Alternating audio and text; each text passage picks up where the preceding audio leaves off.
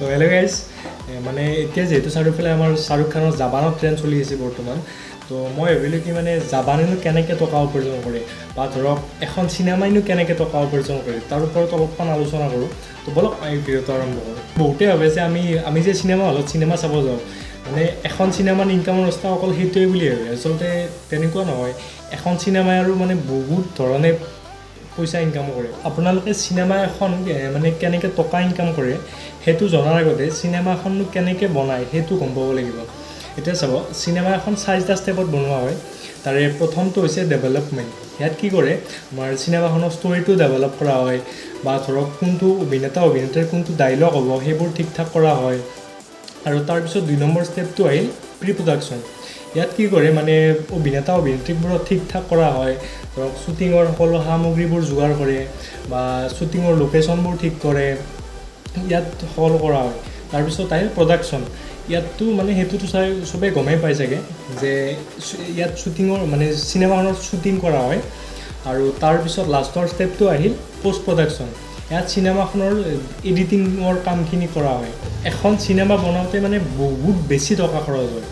আমি যদি ধৰক তাত কাম কৰি থকা মানুহবোৰক দিব লাগিল, তাৰপিছত এক্টৰ এক্ট্ৰেছক দিব লাগিল, শ্বুটিঙৰ মানে সকলো কামবোৰ কৰিব লাগিল। তো মানে আমি যদি বৰ্তমান ৰিলিজ হোৱা শ্বাহৰুখ খানৰ জাৱান চিনেমাখনৰে কথা কওঁ, সেইখনৰ বোলে বাজেট বোলে 300 কোটি টকা। তেতিয়াহ'লে মানে একজন মানুহৰতো ইমান টকা দিয়াটোতো সহজ নহয়। ইয়াৰ কাৰণে কি কৰে, ডাঙৰ কিছুমান প্ৰডাকশ্যন কোম্পানী থাকে, যেনে ধৰক ৰেড চিলি, তাৰপিছত টি চিৰিজ, ধৰ্মা প্ৰডাকশ্যন, এইবোৰ মানে ডাঙৰ প্ৰডাকশ্যন কোম্পানী। ইহঁতে কি কৰে, মানে এখন চিনেমাত পইচা ইনভেষ্ট কৰে। আৰু যদি ধৰক চিনেমাখনে যদি ভাল ইনকাম কৰিব পাৰিলে তেতিয়াহ'লে ইহঁতৰ লাভ হয়, আৰু যদি ইনকাম কৰিব নোৱাৰিলে তেতিয়াহ'লে ইহঁতৰ লছ। বহুতে ভাবে যে যদি ধৰক এখন চিনেমা হিট হৈ যায়, তাত কাম কৰা মানে এক্টৰ এক্ট্ৰেছৰ বহুত বেছি লাভ হয়। আচলতে তেনেকুৱা নহয়। তেওঁলোকে মানে এটা নিৰ্দিষ্ট এমাউণ্টে পায়। সেইখন লাগিলে মানে চিনেমাখন হিট হ'লেও পায়, মানে ফ্লপ হ'লেও পায়। আৰু কিছুমান থাকে বাৰু এনেকুৱা এক্টৰ যোনে ধৰক শ্বেয়াৰৰ ভিত্তিত কাম কৰে। সিহঁতে কি কৰে, চেলাৰী নলৈ কিনে চিনেমাখনৰ পৰা শ্বেয়াৰ লৈ লয়। বাৰু ধৰক যেনে আমিৰ খান আছে, আমিৰ খানে চিনেমাখনৰ পৰা মানে চেলাৰী নলৈ কিনে শ্বেয়াৰ লৈ লয়। বাৰু সেইটো মানে এটা বেলেগ এটা টপিক। আৰু এতিয়া আমি আহিলোঁ মেইন কথালৈ।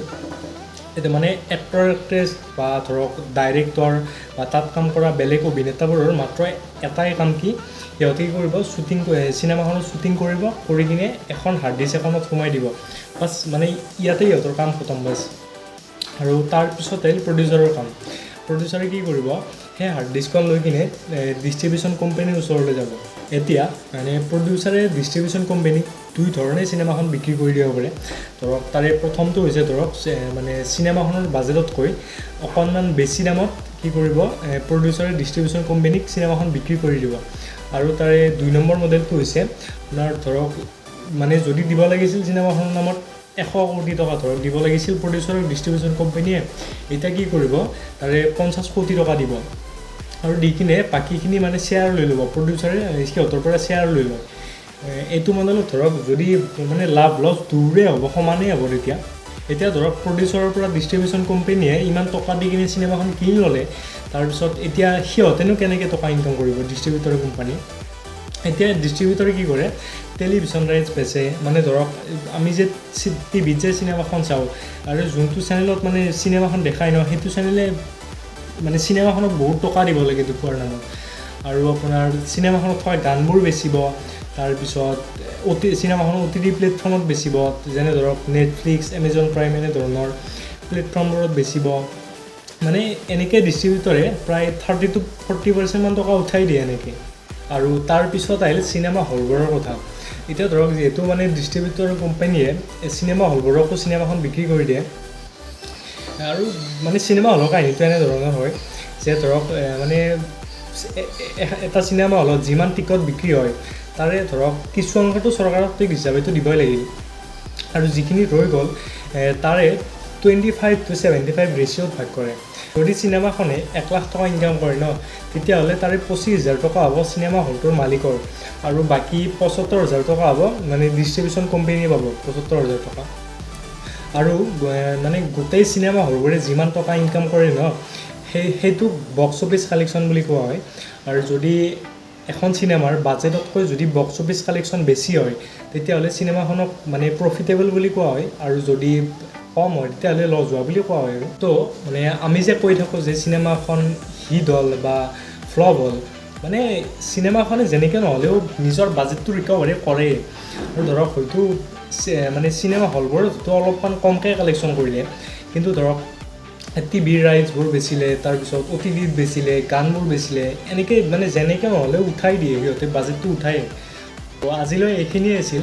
আৰু শ্বাহৰুখ খানৰ জাৱান বোলে পূৰা হিট হৈছে, মানে তাৰ বোলে বাজেট আছিল 300 কোটি টকা।